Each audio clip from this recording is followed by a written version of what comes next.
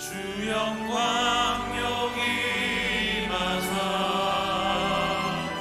우리 모두 향해 비추소서. 주의 얼굴 구할 때 주의 은혜 거두소서. 주 영광 여기 임하사 우리 모두 향해 비추소서. 주의 얼굴 구할 때 주의 은혜 거두소서.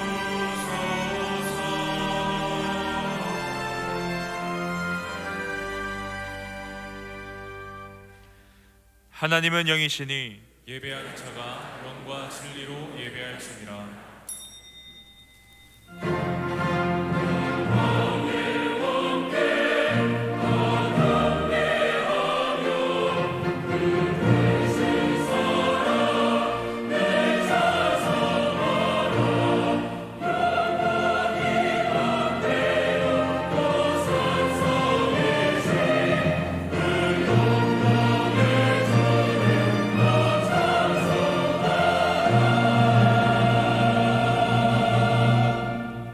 사랑과 은혜가 풍성하신 아버지 하나님, 한 주간 우리의 삶을 지켜주셔서 또한 주님의 거룩한 백성들이 이전에 모였습니다. 예배를 통해 하나님의 은혜가 우리 마음 가운데 충만하게 하옵소서. 예수님의 이름으로 기도드립니다. 아멘. 찬송 9장 1절입니다.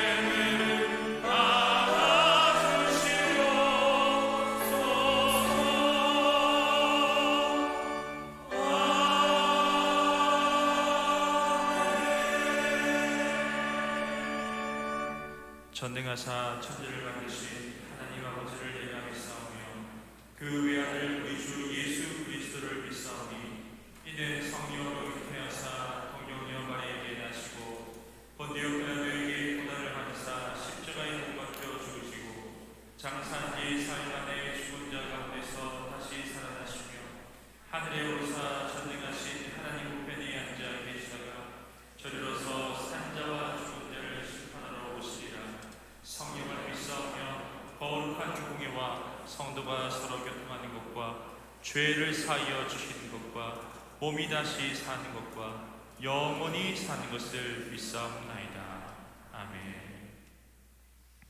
이 시간 주 앞에서 자신을 살피며 먼저 우리의 죄를 고백합시다.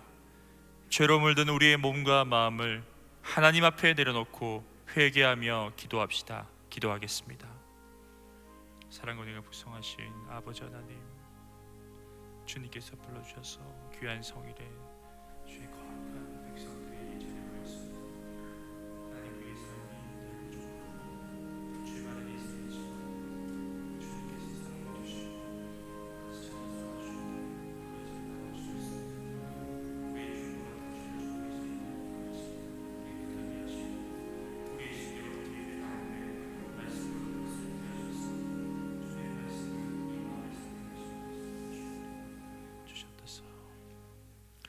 주님, 이 시간 우리가 고백한 모든 죄를 사하여 주심을 믿습니다.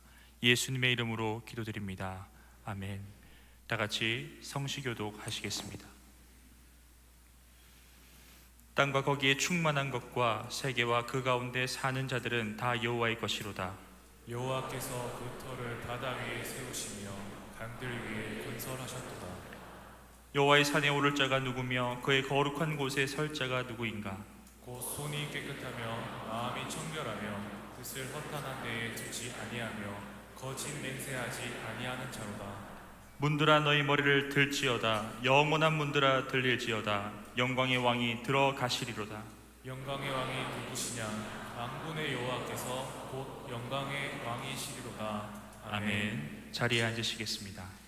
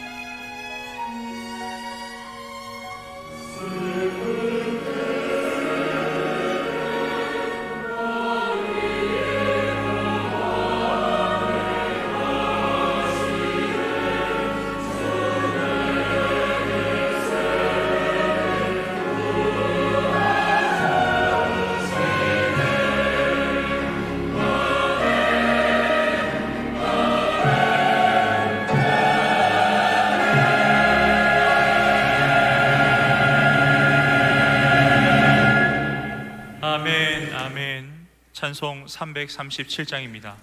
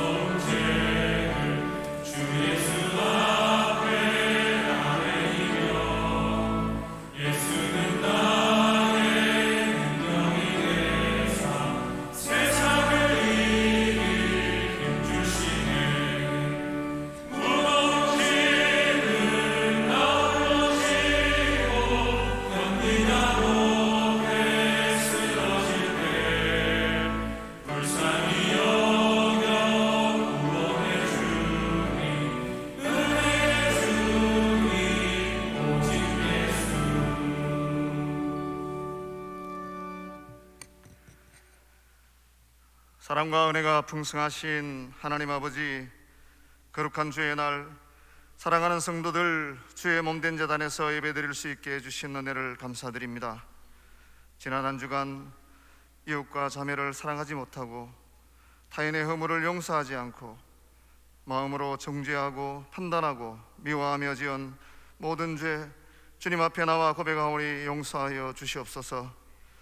날마다 주님이 공급하는 영의 양식을 먹고 말씀을 묵상하고 기도하는 부모 성도들이 되게 하시며 삶에 지치고 힘든 성도들과 믿지 않는 이웃을 섬기는 성령 충만한 부모 공동체의 자녀들이 되게 하옵소서. 십자가의 보혈로 우리를 구원하신 예수님의 그 사랑에 늘 감사하며 은혜 아니면 살아갈 수 없는 우리라 고백하고 그리스도의 향기를 뿜어 죄악과 어두움에 있는 이들에게 빛이 되고 소금이 되는 예수님의 자녀들 다 되기 원합니다. 코로나의 기세가 한풀 꺾이고 주일 예배에 참여하는 성도들이 매주 늘어나게 하시니 감사합니다. 하나님 아버지, 이 역병이 완전히 사라져 모든 예배와 기관의 모임과 위원회의 행사들이 코로나 이전보다 더욱 활성화되게 은혜 내려 주시옵소서. 우리가 사랑하는 이 땅을 지키기 위해 피와 땀과 목숨을 바쳐 희생한 선열들과 믿음의 선진들이 있었기에 수많은 고난을 이겨내고 세계 속에 빛나는 지금의 대한민국이 되었습니다.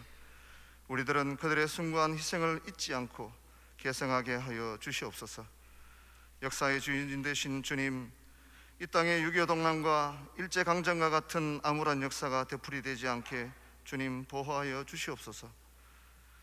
부모교회를 사랑하시는 주님 감사합니다.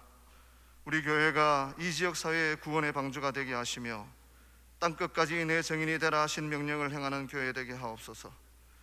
다음 세대를 사랑하시는 주님, 2년 6개월 동안 멈추었던 성경학교와 수련회를 다시 시작하려고 합니다. 준비하는 위원회와 각 부서장과 교역자와 교사들, 부모님들이 아이들을 위해 기도로 준비하게 하시고 성령 충만하고 은혜가 넘치는 성경학교와 수련회가 되도록 함께하여 주시옵소서. 우리 교회의 미래의 한 축인 청년들에게 용기를 주시고 힘들고 어렵지만 굳건한 믿음으로 살며 그들이 원하는 일터와 함께할 믿음의 배필을 주시옵소서. 성도들의 가정마다 구하는 기도가 있습니다. 건강의 문제, 경제적인 문제, 자녀와 부부의 문제, 영적인 문제 등으로 애타게 기도하는 제목들을 주님 아시지 않습니까? 다 들어 응답하여 주시옵소서. 장마와 더위가 시작되는 계절이 왔습니다. 교회에 연로하신 어른들 넘어지지 않게 잡아주시고 천국 가시는 날까지 맑은 정신으로 나라와 교회와 자녀들을 위해 기도하게 하여 주시옵소서.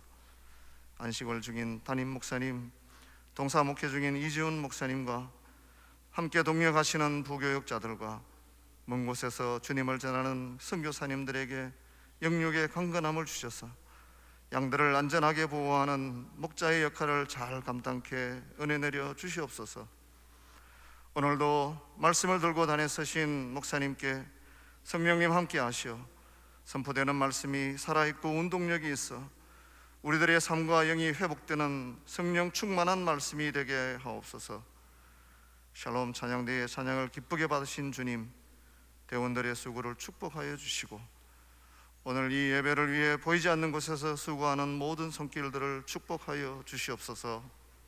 거룩하신 예수님의 이름으로 기도드립니다. 아멘.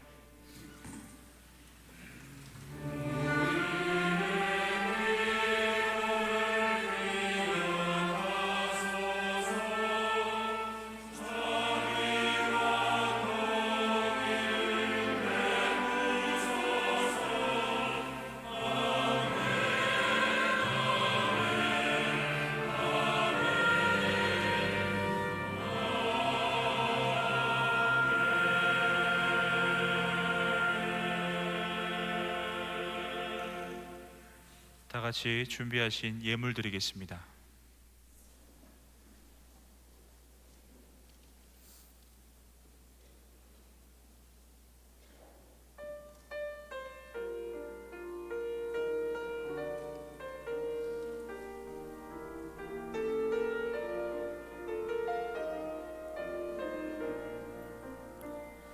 괴로울 때 주님의 얼굴 보라, 평화의 주님 바라보아라. 세상에서 시달린 친구들아, 위로의 주님 바라보아라. 눈을 들어 주를 보라, 내 모든 염려 주께 맡겨라. 슬플 때에 주님의 얼굴 보라,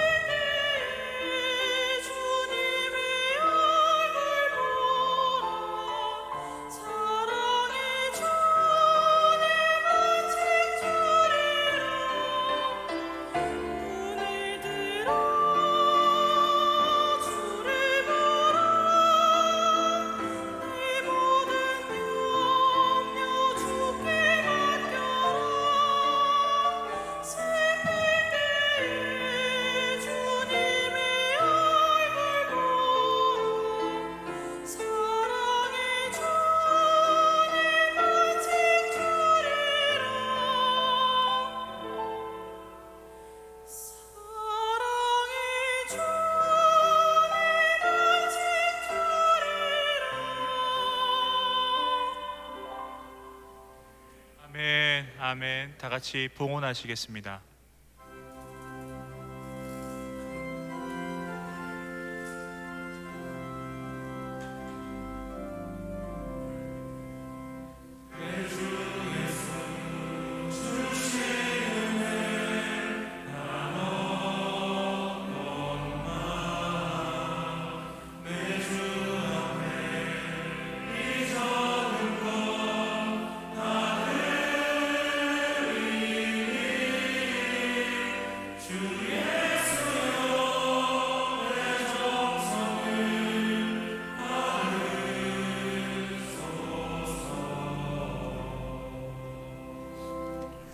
하나님, 우리 삶의 모든 것의 주인이 하나님이십니다.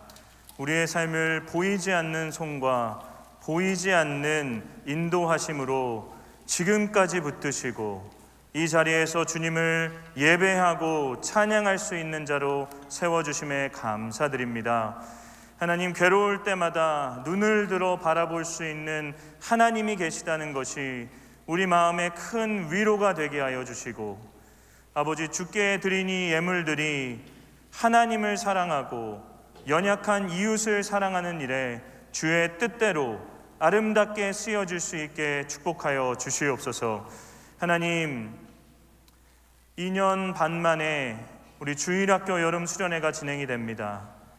하나님께서 우리 모든 참석한 아이들에게 주의 은혜를 허락해 주셔서 그들이 예수님을 믿는 시간이 되게 하여 주시고 예수님을 자신의 주인으로 영접하게 하여 주셔서 그들의 삶이 수련의 전과 수련의 후가 완벽하게 바뀌게 되는 놀라운 주의 축복을 허락하여 주시옵소서.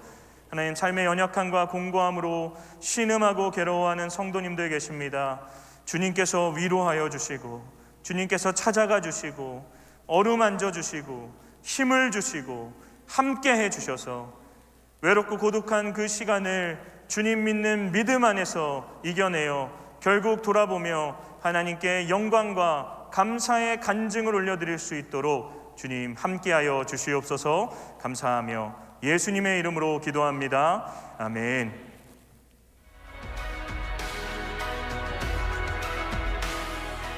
다시 예배로. 성도 여러분, 한 주간도 평안하셨습니까? 6월 셋째 주 범어뉴스를 전해드립니다. 교육부서 여름 성경학교와 수련회를 위해 기도해 주시기 바랍니다. 7월, 8월 동안 영화부부터 고등부까지 각 부서별로 여름 성경학교와 수련회를 진행합니다.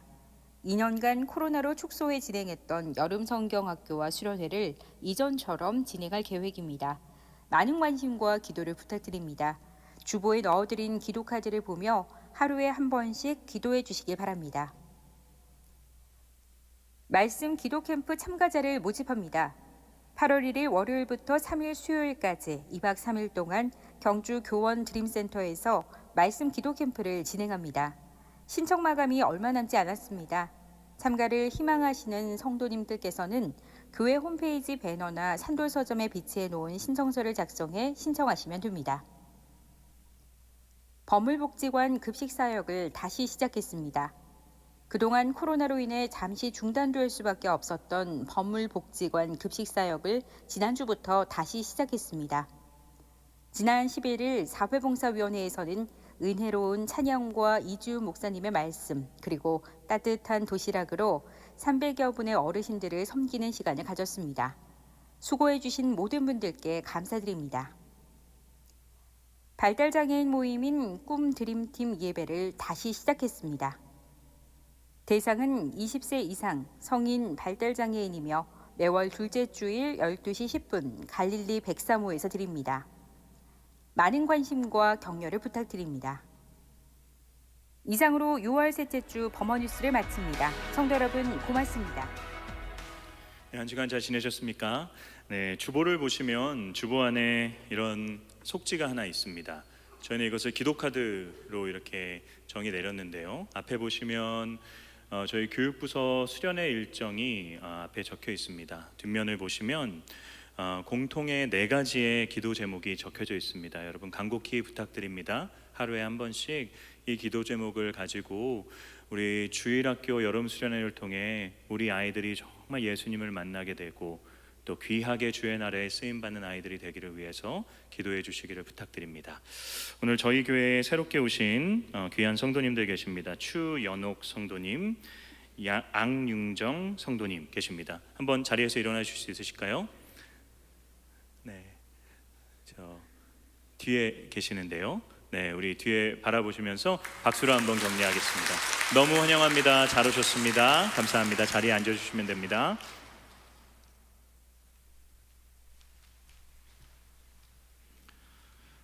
오늘 우리에게 주시는 하나님의 말씀은 마태복음 5장 5절 말씀입니다. 신약성경 5면입니다. 온유한 자는 복이 있나니 그들이 땅을 기업으로 받을 것이며. 아멘.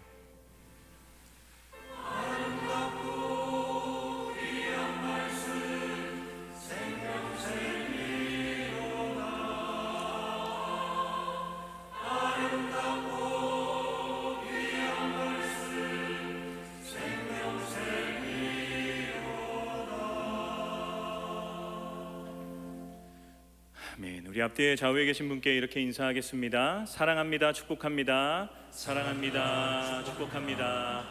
우리 한 번 더 진심으로 밝은 얼굴로 인사하겠습니다. 하나님께서 지금 우리와 함께 하십니다. 하나님께서 지금 우리와 함께 하십니다.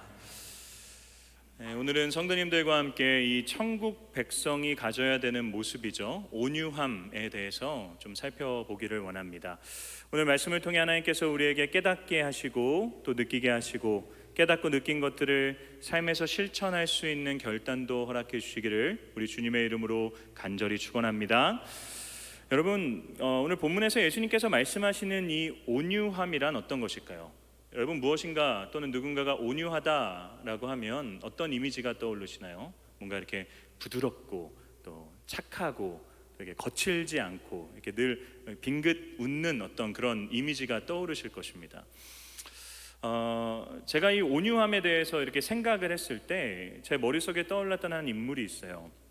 제 아내의 가장 친한 친구의 남편인데요. 이 아내랑 같이 만나다 보니까 이제 친해진 친구입니다. 근데 이 친구는요, 정말 제가 조금 전에 말씀드린 이 온유함의 모습과 너무나도 완벽하게 부합하는 인물입니다. 일단 생긴 것부터가요, 저랑은 다르게 너무 착하게 생겼습니다. 저도 나름 착하게 생겼다고 자부하는데 그 친구 앞에 서면요, 너무 제가 막 나쁜 사람이 되는 것 같아요. 늘 얼굴에 미소가 가득 띄어져 있고요, 늘 친절하고요, 늘 밝습니다. 그래서 어느 정도냐면 이 친구가 그 경기도 오산에 사는데 별명이 오산의 성자입니다. 성자. 왜 이 친구가 성자냐면, 여러분, 이 친구는 저한테 얘기하기로 평생 살면서 평생 딱 한 번 화를 내봤다고 합니다. 제가 그 얘기를 들으면서 거짓말이라고 그랬어요. 안 믿었습니다. 말이 돼? 라고 얘기했습니다. 근데 이 친구랑 이제 만난 지가 벌써 한 6, 7년이 넘는데 6, 7년 동안 지내면서 알게 된 것은, 와, 이 친구라면 진짜 가능하겠다 싶은 생각이 들더라고요. 그래서 제가 한 번은 물어봤습니다. 도대체 어떻게 하면 화를 내지 않을 수 있냐? 목사가 물어볼 만한 질문은 아닌데 제가 물어봤습니다. 그러니까 이 친구가 이런 얘기를 해주더라고요. 본인의 분노 게이지가 다른 사람의 분노 게이지보다 더 높다고 합니다. 그래서 사람들은 보통 요 정도 됐을 때 화가 난다면 본인은 한 요 정도가 돼야지 화가 나는데, 또 한숨 자고 일어나면 그게 다 리셋이 된다고 하더라고요. 전 이것도 이해가 되지 않았습니다. 그런 게 어디 있습니까, 여러분? 분노에 화가 나면 분노 게이지가 아무리 높다고 해도 팍 치는 것이죠. 근데 이 친구는 분노하지 않습니다, 정말. 그래서 목사인 제가 이 친구 앞에 서면 늘 이렇게 작아지게 됩니다. 그런데 여러분, 예수님께서 오늘 본문에서 우리에게 추구하라라고 하는 이 온유함이 마치 이 친구와 같은 그런 어떤 좋은 성품을 가지라라고 말씀하시는 걸까요? 본문에서 쓰이는 이 온유함이라고 하는 단어는 당시 사람들이 야생동물을 길들일 때 사용한 단어라고 합니다. 야생동물은 어떤가요? 사람이 다가가면 사람을 거부합니다. 사람의 통제 가운데 있기를 싫어하죠. 그래서 격렬하게 사람을 밀어냅니다. 그런데 그 사람이 포기하지 않고 당근도 주고요, 때로는 채찍도 주면서 끊임없이 그 동물을 길들이면 어떻게 되나요? 야생동물이 이제는 주인의 뜻에 순종하는 주인이 있는 동물로 바뀌는 것이죠. 이처럼 야생동물이 주인이 있는 동물이 되는 그 과정, 그리고 주인이 있는 동물로 살아가는 그 모습을 온유하다라고 표현하는 것이죠. 뭘 알 수 있나요? 여러분, 본문에서 예수님께서 말씀하시는 온유함이란 성품에 대한 것이 아니라 순종에 대한 것이다 라는 것이죠. 한 야생말이 있습니다. 예를 들어 야생말이 있습니다. 야생말은요, 늘 자기가 원하는 곳으로 갑니다. 자기가 원하는 행동을 합니다. 자신의 뜻대로 모든 것을 이룹니다. 그런데 그 야생말에게 주인이 생기게 돼요. 그러면 자발적으로 자신의 등에 안장을 채웁니다. 그리고 자신의 등을 내어줘서 주인이 그 위에 올라타게 내어주죠. 그러면서 자신의 고삐를 주인의 손에 넘겨줍니다. 그러면서 이제는 주인이 원하는 곳으로 가고요, 주인이 원하는 곳에 멈춰섭니다. 자신의 뜻대로 행동하고 움직이는 것이 아니라 주인의 뜻대로 행동하고 움직이는 삶, 그게 주인이 있는 동물의 삶이죠. 그리스도인이 그런 사람이어야 된다는 것입니다. 저와 여러분은 이전에는 야생동물과 같은 삶을 살았습니다. 우리의 마음대로, 우리 내면의 욕망대로, 우리가 뜻하는 대로, 우리가 원하는 곳으로 갔고요, 원하는 행동들을 했고요, 우리가 원하는 일들을 하며 살았습니다. 그런데 몰랐는데 예수님을 믿고 나니까 우리에게 주인이 있는 거예요. 하나님이 나의 주인이셨구나, 내가 내 삶의 주인이 아니구나 라는 걸 깨닫고 난 후에 내 삶의 안장에 그분을 앉히는 겁니다. 내 삶의 고삐를 그분의 손에 쥐어드리는 겁니다. 그래서 이제는 그분이 원하는 방향으로 가고, 그분이 원하는 행동을 하고, 그분의 뜻을 내 삶에서 이루는 삶, 그 삶이 온유한 삶이다 라는 것이죠. 온유는요, 순종에 대한 이야기입니다. 세상에서 정의 내린 어떠한 부드러운 사람이 되라라는 것이 아니라 그 힘과 능력을 가지고, 그 야성을 가지고 주인에게 순종하여 살아가는, 주인의 뜻을 이루는 자로 살아가라라는 것이 온유한 삶이다라는 것이죠. 사랑하는 성도 여러분, 저와 여러분은 하나님 앞에서 온유한 자로 살고 있습니까? 다르게 표현하면요, 우리는 하나님께 길들여진 자로 살고 있습니까? 저는 하나님을 믿는다는 것은 하나님께 길들여져서 산다라는 것을 의미한다고 믿습니다. 여러분, 길들여진다는 것이 과연 무엇을 의미할까요? 생텍쥐베리의 이 어린 왕자를 보게 되면 어린 왕자가 여우에게 질문을 하죠. 길들여진다는 것은 뭐야? 라는 질문에 여우가 이런 얘기를 합니다. 길들여진다는 것은 관계를 맺는다는 거야. 저는 이 여우의 말에, 작가의 말에 동의합니다. 여러분, 길들여진다는 것은 서로 관계를 맺는다는 것을 의미하는 것이죠. 누군가와 관계를 맺으면 어떤 일이 생기게 되나요? 그 사람에게 점차 길들여지게 됩니다. 그 사람에게 영향을 받게 됩니다. 그래서 그 사람이 원하는 말과 그 사람을 닮아가는 행동과 그 사람과 같은 생각과 뜻을 자연스럽게 삶에서 펼쳐지게 되는 것이죠. 마치 오랫동안 함께 사신 노부부 분들을 보면 여러분, 참 신기한 게 말투와 행동과 생각만 닮으신 것이 아니라 때로는 생김새와 그 풍기는 분위기도 많이 닮으셨다라는 것을 느끼게 됩니다. 그런 게 길들여지는 거죠, 서로에게. 저와 여러분이 예수님을 믿는다는 것도 동일합니다. 우리가 예수 그리스도를 통해서 깨닫게 되는 것이 무엇입니까? 하나님이 나의 아버지가 되시는구나. 하나님과의 새로운 관계를 시작하게 되는 것이 믿음입니다. 그런데 하나님과의 관계를 새로 시작했어요. 마치 아버지가, 그 자녀가 아버지 잘하면 잘할수록, 아버지와 관계를 맺으면 맺을수록 아버지의 모습을 닮아가는 것처럼 우리의 영적인 아버지이신 하나님의 자녀로 살아가는 저와 여러분의 삶 가운데서는요, 우리가 하나님과 관계를 맺으면 맺을수록 그분의 모습이 우리의 삶 가운데서 자연스럽게 드러나게 된다는 것이죠. 전 이것이 저와 여러분이 추구해야 되는 성숙이고 거룩이라고 생각합니다.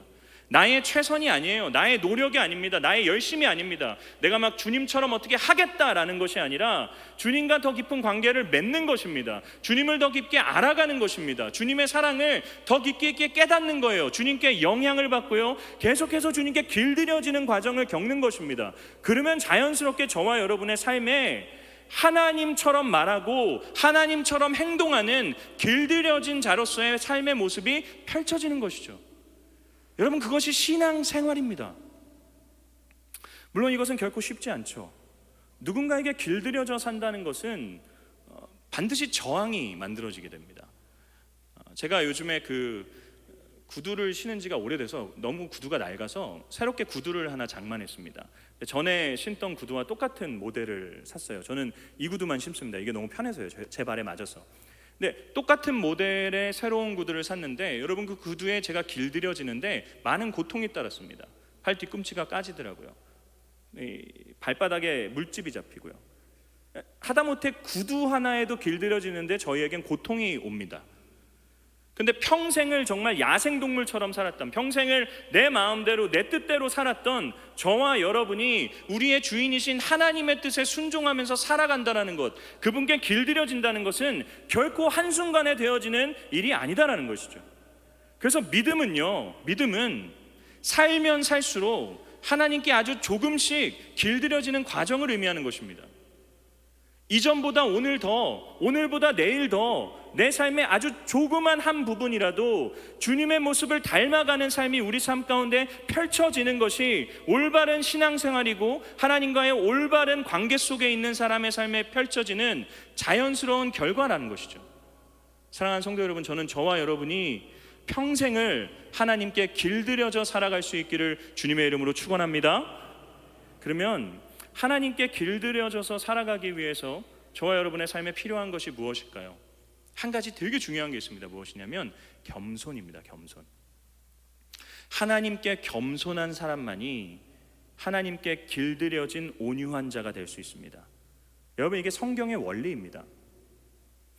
여러분, 성경에서 온유하다 하나님께서 평가하시는 대표적인 사람이 누군지 아십니까?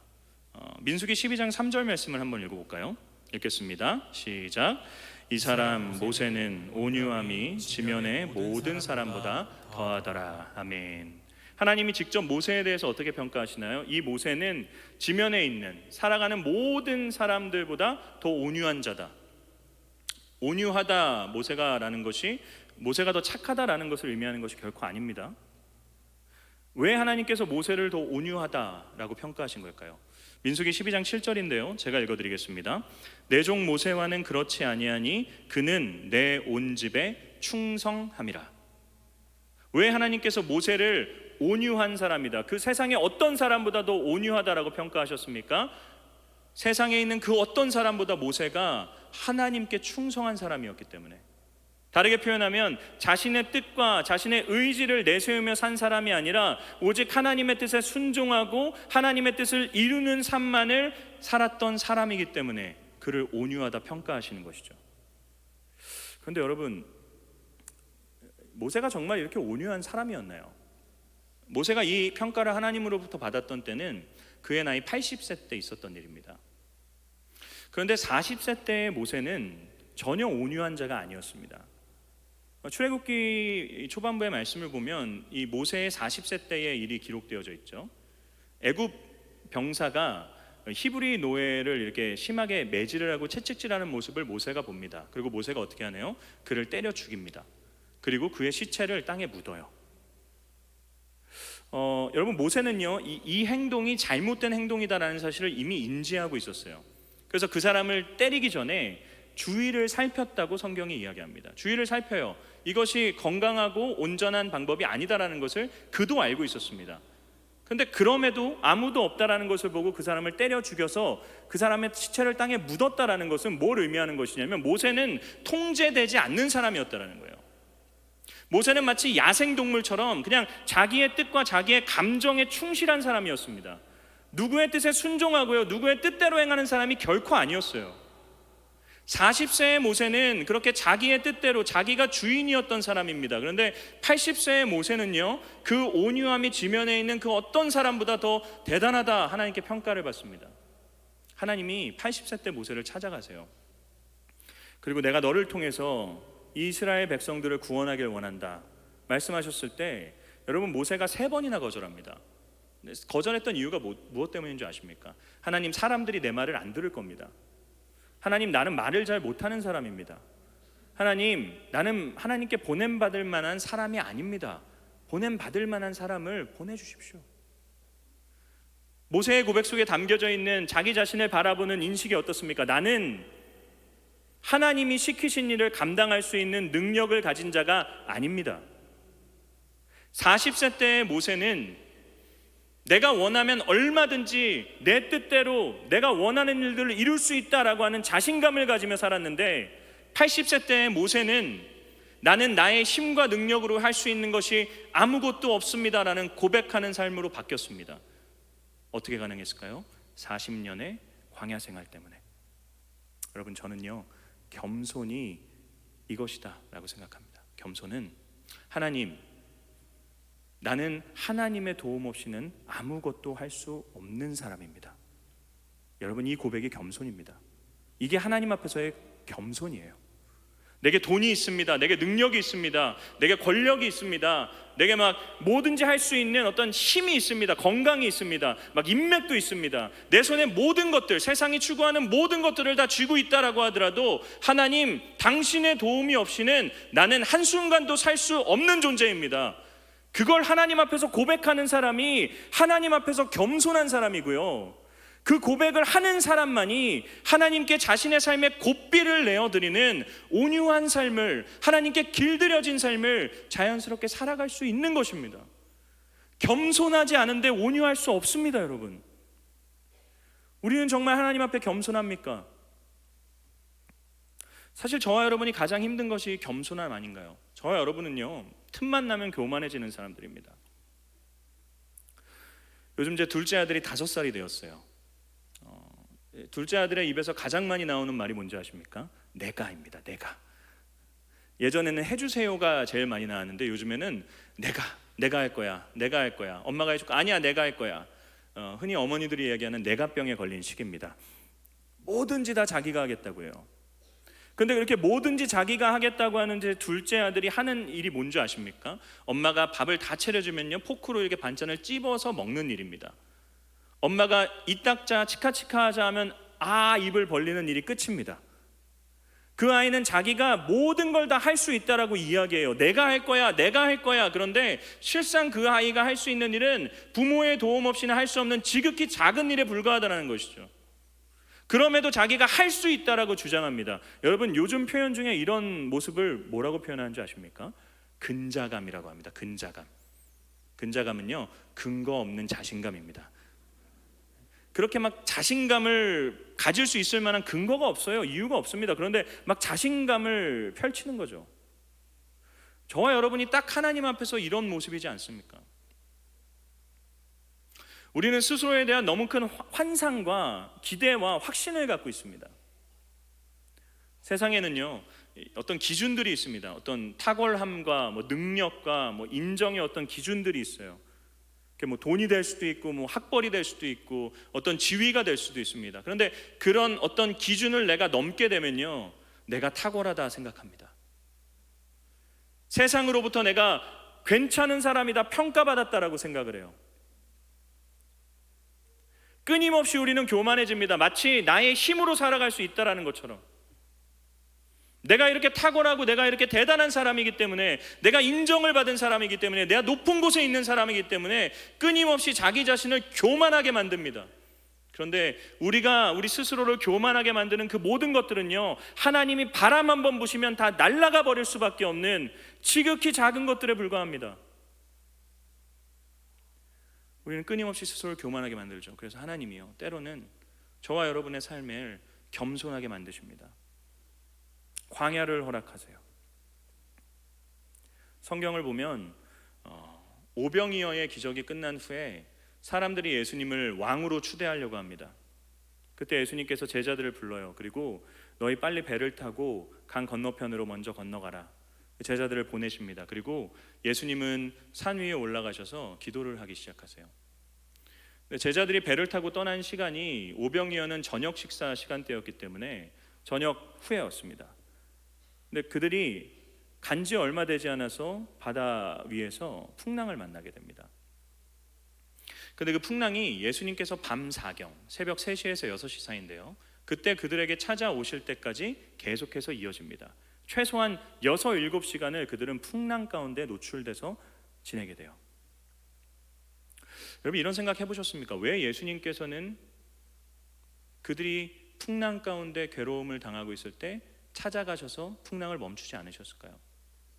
왜 밤 4경까지 그들을 기다리신 걸까요? 예수님께서 그들이 고통 가운데 있다는 사실을 모르셨을까요? 그렇지 않습니다. 예수님은 알고 계셨습니다. 예수님이 무엇을 하셨나요? 6, 7시간 동안 그들이 탄 작은 배가 극심한 풍랑 가운데서도 파손되지 않고 무너져서 그들이 물에 빠져 죽지 않도록 그들을 지켜주고 계셨어요. 그들로 하여금 끊임없는 그 광야의 생활을 경험케 하셨습니다. 왜 밤 4경에 그들을 찾아가셨나요? 밤 4경에 그들이 비로소 겸손해졌기 때문이죠. 여러분, 이들은 다 어부였습니다. 이미 숱한 풍랑을 경험해 본 사람들입니다. 그래서 풍랑 가운데 대처법을 알고 있었어요. 내가 할 수 있다라는 생각을 가졌을 것입니다. 하나님은요 6, 7시간의 그 풍랑의 경험을 통해서 그들로 하여금 내 힘으로 이것을 헤쳐나갈 수 없다라는 것을 인정하게 하십니다.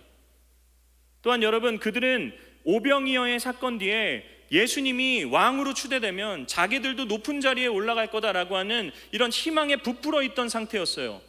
예수님께서는 그들을 바다로 내보내셔서 풍랑을 경험케 하심으로 그들의 마음을 한없이 겸손하게 만드십니다. 여러분, 하나님은 저와 여러분의 삶에 때로는 광야, 때로는 풍랑을 경험케 하세요. 그리고 광야, 풍랑은 괴롭지만 우리로 하여금 하나님이 아니면 안 된다는 겸손을 깨닫는 시간이 되어줍니다. 그래서 광야는 육체적으로는 가장 힘들지만 영적으로는 가장 안전한 곳입니다. 우리는 광야에서 하나님만을 붙들며 살아갈 수밖에 없기 때문입니다. 여러분, 이처럼 우리가 하나님 앞에서 우리의 교만이 꺾여지고 겸손해질 때 비로소 하나님께서는 길들여진 우리를 사용하기 시작하십니다. 모세가 40년의 광야 생활을 지나고 난 후에 80세에 그가 비로소 온유해졌을 때, 비로소 겸손해졌을 때 하나님께서는 그를 사용하시기 시작합니다. 여러분, 능력은 있는데 하나님께 길들여지지 않은 사람만큼 무서운 사람이 없습니다. 자기의 자아가 막 팔짝팔짝 계속해서 뛰면서 하나님께 길들여지지 않은 상태로 끊임없이 다른 사람을 정죄하는 사람만큼 무서운 사람이 없습니다. 사나운 야생마를 타고 전쟁터에 나가보십시오. 그것만큼 두려운 것이 없습니다. 하나님은요 결코 교만한 사람을 사용하지 않으십니다. 하나님은 교만한 사람을 겸손케 하십니다. 그리고 겸손함으로 자기에게 길들여진 사람을 비로소 사용하십니다. 하나님은 능력이 탁월한 사람을 사용하시는 것이 아니라 그 앞에 겸손한 사람을 사용하십니다. 왠지 아십니까? 어차피 일은 하나님이 하시는 것이기 때문에. 여러분, 하나님의 일은 하나님이 하십니다. 사람이 하는 것이 아닙니다. 사람의 능력이 대단해봤자 뭐 얼마나 대단합니까? 여러분, 모세가 위대한 사람인가요? 이스라엘 백성들은 지금도 모세를 가장 위대한 자신들의 조상으로 삼습니다. 그런데 여러분, 모세가 한 일이 무엇입니까? 그가 한 일 중에 무슨 위대한 일이 있었나요? 그가 한 일은 그냥 바로왕 앞에 나아가서 너희가 이스라엘 백성을 내보내주지 않으면 너희에게 이런 재앙이 있을 것이다 선포한 것뿐입니다. 그가 선포했을 때 위대한 10가지의 재앙을 내리신 분은 하나님이십니다. 그가 그냥 지팡이를 들었을 뿐인데 홍해를 가르신 분은 하나님이십니다. 백성들은 원망했을 때 그는 그냥 하나님께 기도했을 뿐이고 만나와 메추라기를 내리신 분은 하나님이십니다. 백성들이 목마르다고 아우성칠 때 그는 그냥 지팡이를 반석에 쳤을 뿐인데 반석에서 물이 나오게 하신 분은 하나님이십니다. 모세가 위대한 일을 한 사람이 아닙니다. 하나님이 위대한 일을 자기 스스로 해나가시는 것입니다. 누구를 통해서요? 겸손한 자를 통해서, 하나님 앞에 길들여진 온유한 자를 통해서.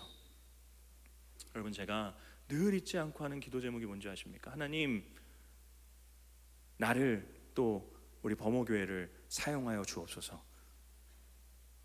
하나님, 우리 교회를 여전히 사용하여 주옵소서. 그러기 위해 하나님, 저와 우리 모든 성도님들이 하나님 앞에 겸손한 자가 되게 하여 주옵소서.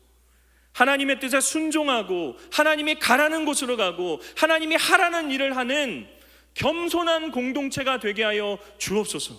우리에게 돈도 있고요, 우리에게 사람도 있고요, 우리에게 전통도 있고, 우리에게 이 아름다운 건물도 있지만 하나님이 우리와 함께하지 않으시면 우리는 할 수 있는 것이 아무것도 없습니다. 날마다 하나님 앞에 엎드려서 그분의 뜻을 구하며 그분의 겸손 앞에, 그분 앞에 겸손함으로 나아가는 믿음의 공동체가 되게 하여 주옵소서. 하나님, 저는 우리 범호교회가 하나님 앞에 겸손한 공동체가 될 줄을 믿습니다. 하나님, 그러기 위해 저와 여러분의 삶에 있어야 되는 것이 광야의 영성입니다. 광야의 영성. 광야에서만 광야의 영성을 갖고 사는 것이 아니죠. 우리의 일상생활에서도 광야의 영성을 가지고 살 수 있어야 됩니다. 광야의 영성이 무엇입니까? 기도입니다, 여러분. 기도. 광야는 무엇을 고백하는 순간인가요? 하나님, 나는 당신의 도움 없이는 아무것도 할 수 없습니다 라는 것을 고백하는 것이 광야입니다. 기도는 무엇입니까? 하나님, 나는 나의 힘으로 이것들을 이룰 수 없습니다. 그래서 엎드리는 것 아닌가요? 그래서 하나님 앞에 나아가는 것 아닌가요? 나는 할 수 없지만 하나님, 당신은 하실 수 있는 분이십니다 라는 믿음을 가지고 우리가 기도하는 것 아닌가요? 여러분, 기도야말로 우리가 일상에서 광야를 살아갈 수 있는 신비입니다. 누가 정말 겸손한 자인 줄 아세요? 누가 정말 온유한 자인 줄 아세요? 자기의 삶에 지극히 평범하고 자기의 삶에 지극히 일상적인 일까지도 하나님 앞에 기도하는 사람이 정말 겸손한 사람이고 정말 온유한 사람입니다. 이건 내가 하는 일이고 이건 하나님이 해주셔야 되는 일을 구분하는 것이 아니라 내 삶의 가장 평범한 일상, 그 모든 일상 가운데 하나님이 도우시지 않는다면 내가 한다라고 생각했던 모든 일도 할 수 없습니다. 매일의 삶은 하나님 앞에 엎드리는 사람들, 그 사람이 정말 겸손한 사람이고 온유한 사람이고 광야의 영성으로 살아가는 사람입니다. 제가요, 금요일 날 예배를 드리러 왔는데 가슴이 막 벅차올랐습니다. 너무 행복했어요. 왜냐하면 제가 부임한 이래로 지난주 금요일에 가장 많은 분들이 나와서 예배를 드렸습니다. 제가 뒤에서 가만히 성도님들이 오시는 모습을 보는데 제 마음이 막 기뻤던 게 뭐냐면, 단순히 이 예배당이 채워지는 것 때문에 기뻤던 게 아니라 이렇게 하나님 앞에서 겸손하고 하나님의 도움 없이는 살아갈 수 없다라고 고백하는 사람들이 여기 모여 있구나. 우리 교회가 하나님의 도우심을 진짜로 구하고 우리 교회가 하나님의 도우심 없이는 살 수 없다라고 하는 고백을 하는 사람들의 모임이구나. 여러분, 이게 제 가슴을 벅차오르게 했습니다. 여러분, 예배의 자리로 나오셔야 됩니다. 기도의 자리로 나오셔야 됩니다. 하나님 앞에 엎드려서 기도할 수 있어야 됩니다. 무엇보다 기도의 자리로 나오실 때마다 여러분, 그리스도의 온유함을 묵상하십시오. 누가 성경에서 가장 온유한 인물입니까? 예수 그리스도이십니다. 그럼 예수님은 어떻게 온유하셨나요? 예수님은 이 땅에 오셔서 자신의 뜻을 펼치신 것이 아니라 아버지의 뜻을 펼치십니다. 아버지의 뜻에 온전하게 순종하십니다. 어디까지 순종하시나요? 죽기까지 순종하십니다. 아버지가 원하셨던 것이 십자가 위에서의 죽음이었기 때문에 그분은 죽기까지 십자가로 나아가서 순종하십니다. 그래서 예수님이 자신을 뭐라고 소개하나요? 나는 온유하고 겸손한 자다. 나는 나의 뜻을 펼치는 것이 아니라 나는 아버지의 뜻을 펼치는 사람이다. 사랑하는 여러분, 우리의 삶 가운데 이 예수님의 온유함이 펼쳐져야 될 줄을 믿습니다. 무엇을 이루기 위해 사십니까? 무엇이 여러분의 삶의 중요한 목표 지점입니까? 아버지의 뜻이 우리의 삶에 펼쳐지는 것이 모든 그리스도인의 꿈이 되어야 할 것입니다. 그렇다면 온유하게 겸손하게 사는 자의 삶에 어떠한 축복이 있나요? 오늘 성경이 뭐라고 이야기하나요? 땅이 그들의 것이다 말씀하시죠. 땅을 얻는다는 것이 무엇일까요? 저희가 바라는 땅 부자가 된다는 걸까요? 그렇지 않죠. 여러분, 땅보다 더 중요한 단어는 무엇이냐면 기업이라는 단어입니다. 성경이 있으시면 이 기업이라는 단어에 한번 밑줄을 쳐놓으세요. 기업이라는 단어가 정말 중요합니다. 기업이라는 단어는 상속이라는 단어입니다. 땅을 내가 획득해내는 게 아니라, 땅을 내가 차지하는 게 아니라 땅을 내가 상속받는 것입니다. 내 노력으로 얻어내는 것이 아닙니다. 상속은 누가 받습니까? 아버지의 자녀가 받는 것입니다. 우리가 하나님을 영적인 아버지로 둔 그의 자녀가 되었습니다. 하나님이 우리의 아버지이시기 때문에 저와 여러분이 그분의 자녀로서 얻을 수 있는 상속받는 그 하나님의 상속은 무엇입니까? 요한계시록 21장 7절 말씀인데요, 함께 읽어보겠습니다. 읽겠습니다. 시작. 이기는 자는 이것들을 상속으로 받으리라. 나는 그의 하나님이 되고 그는 내 아들이 되리라. 아멘. 예수님께서는 이기는 자는 이것들을 상속으로 받는다고 말씀하십니다. 그러면서 나는 그의 하나님이 되고 그는 나의 아들이 될 것이다, 자녀가 될 것이다 말씀하십니다. 자녀가 이기는 자인데 이 이기는 자가 이것들을 상속으로 받는다는 것이죠. 이것들이 무엇입니까? 요한계시록 21장 2절인데요, 제가 읽어드리겠습니다. 또 내가 보매 거룩한 성 새 예루살렘이 하나님께로부터 하늘에서 내려오니 그 준비한 것이 신부가 남편을 위하여 단장한 것 같더라. 아멘. 무엇을 상속받습니까? 거룩한 성 새 예루살렘, 새 하늘과 새 땅, 하나님께서 영원히 통치하시는 하늘나라 천국을 상속받은 자들이 되었다라는 것이죠. 영원한 생명입니다. 영원한 하나님의 나라입니다. 이것이 하나님을 믿는 것으로 인해서, 그분의 자녀가 된 것으로 인해서 저와 여러분에게 주어졌습니다. 여러분, 이게 감동이 되십니까? 여러분, 만약에 누군가가 여러분에게 한 10년 후에 한 1,000억을 상속해 준다고 생각해 보십시오. 설레십니까? 제가 1조라고 하면 너무 1,000억도 비현실적이지만 1,000억을 상속받는다고 생각해 보십시오. 여러분, 어떤 삶을 사시겠습니까? 매일매일 10년 후를 꿈꾸는 삶을 사실 겁니다. 지금 내 현실에 무엇인가 없어도, 무엇인가 부족해도 마치 모든 것을 가진 자처럼 살아가실 겁니다. 무엇보다 내게 그 놀라운 유산을 상속해준 내 부모님에게 충성하고 순종하는 삶을 자발적으로 살 것입니다. 여러분, 하나님이요, 저와 여러분에게 1,000억 정도 하는 비교할 수도 없는 놀라운 영원한 하나님의 나라를 상속해 주셨습니다. 우린 너무 그거를 비현실적으로만 생각합니다. 이것이 우리에게 있습니다. 하나님의 나라가 우리에게 있습니다. 그러면 우리가 어떤 삶을 살아가야 되나요? 그날을 하루하루 손꼽으며 살아야 됩니다. 이 세상에서 내게 부족함이 있어도요, 마치 모든 것을 가진 자처럼 살아갈 수 있게 됩니다. 무엇보다 내게 그 위대한 하나님의 나라를 상속해 준 하나님 앞에 순종과 충성으로 살아가는 삶을 살 수 있게 됩니다. 그래서 여러분, 온유함은 영원을 상속받은 자들만이 누릴 수 있는 특권입니다. 온유하게 살 수 있는 근거는요, 내게 영원한 하나님의 나라가 있기 때문에 그걸 내 삶에 적용시키는 게 믿음입니다. 여러분, 보이지 않는 하나님의 나라를, 보이지 않는 영원한 삶을 지금 살아가는 내 부족한 현실에 적용해서 이 현실에서 하나님의 나라로 인한 위로와 기쁨을 누리며 이 세상을 사는 것, 그게 믿음의 힘입니다. 그게 보이지 않는 것을 볼 수 있는 힘이고, 바랄 수 없는 중에 바랄 수 있는 우리의 믿음의 근거가 되어지는 것입니다.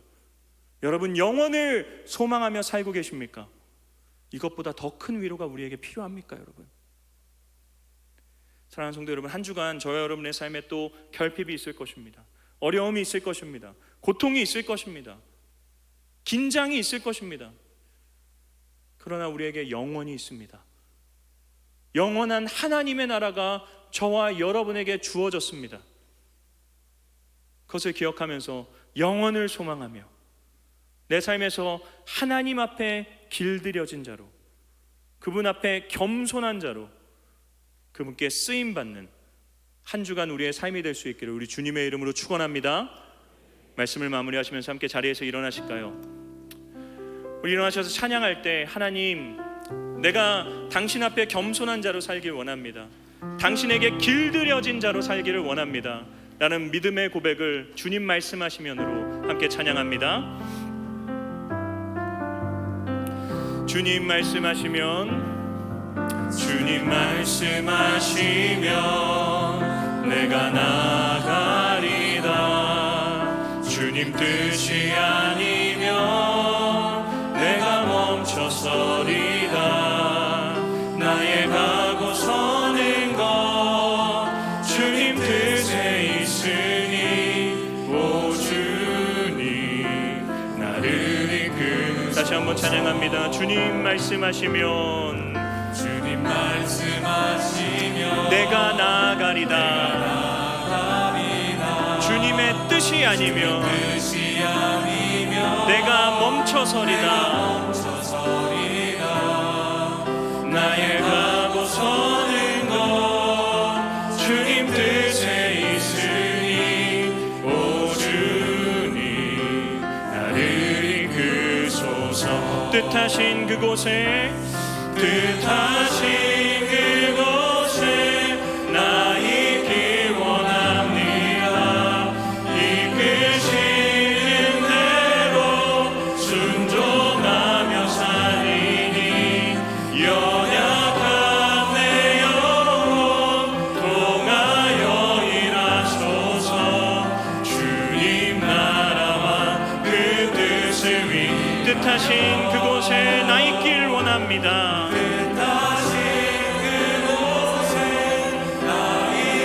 이끄시는 대로 순종하며 살리니 여러분 정말 그렇습니까? 연약한 내 영혼 통하여 일하소서. 주님 나라와 그 뜻을 위하여 오 주님 나를 이끄소서. 오 주님 나를 이끄소서. 여러분 이 시간 말씀을 기억하며 함께 기도하길 원합니다. 기도할 때 하나님 주인이 있는 줄을 아는데 내 뜻과 내 소원만을 펼치는 삶을 살았음을 고백합니다. 아버지 내 안장을 주님께 내어드리게 하시고 내 삶의 고삐를 주님 손에 맡겨드려서 내가 나의 뜻을 이루는 자로 살아가지 않게 하시고 하나님의 뜻과 하나님의 나라를 위해 살아가는 주의 은혜를 아는 사명자가 되게 하여 주시옵소서. 영원히 있다는 것을 잊지 않게 하시고 영원히 내게 상속되었다라는 것으로 인한 감격과 기쁨을 가지고 한 주간 내 삶 가운데서 주의 붙들림으로 살아가는 겸손하고 온유한 자가 될 수 있게 해달라고 이 시간 우리 주의 이름 한번 크게 부르짖고 기도하며 나아갑니다. 주여 주여 하나님 우리의 삶의 주인이 하나님이심을 고백합니다.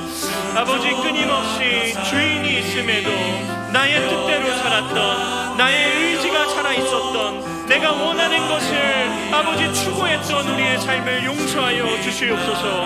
하나님 우리의 삶의 주인이 하나님이시고 우리의 삶의 고삐를 주님 손에 맡겨드려야 된다는 사실을 오늘 말씀을 통해 배우게 됩니다. 하나님 아버지 우리에게 그 믿음의 결단이 있게 하여 주시옵소서. 말씀을 그냥 머리로만 깨닫고 아버지 이 시간 그냥 느끼기만 하며 끝나는 것이 아니라 실제로 내가 주인으로 살아가고 있었던 모든 삶의 영역 가운데서 하나님의 뜻을 구하게 하시고 하나님의 뜻에 순종하게 하시고 하나님의 뜻을 이루는 삶이 될 수 있게 아버지 우리의 삶을 지켜주시옵소서. 하나님 무엇보다 정말 영혼을 바라볼 수 있는 믿음을 우리에게 허락하여 주시옵소서. 하나님 영혼을 소망하는 자로 살아가는 우리 성도님들 될 수 있도록 붙잡아 주시옵소서. 하나님 상속받은 영원한 천국을 소망하며 이 땅에서 가진 것이 없어도 모든 것을 가진 자처럼 살게 하시고 주의 뜻에 순종하는 삶이 될 수 있도록 아버지 우리 모두의 삶을 지키시고 인도하여 주시옵소서.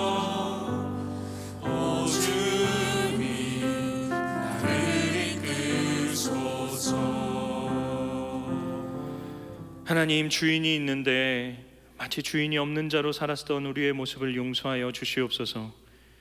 아버지 나의 뜻이 여전히 살아있고 나의 생각이 여전히 펼쳐져야 되고 나의 주장이 여전히 관철되어야만 하는 내 삶의 연약함을 주님께서 붙잡으셔서 겸손케 하시고 주님 없이는 살 수 없다 고백하게 하시고 주의 뜻에 길들여져서 온유한 자로 우리의 삶을 살아낼 수 있는 축복을 허락하여 주시옵소서. 하나님 영원을 소망하는 자로 살게 하시고 영원이 내게 이미 주어졌다는 것을 기억하며 이 땅에서 그 나라를 소망하는 자로 오늘도 온유한 자로 살아낼 수 있는 우리가 될 수 있도록 아버지 은혜를 허락하여 주시옵소서. 여호와는 내게 복을 주시고 너를 지키시기를 원하며 여호와는 그의 얼굴을 내게 비추사 은혜 베푸시기를 원하며 여호와는 그 얼굴을 내게로 향하여 드사 평강 주시기를 원하노라.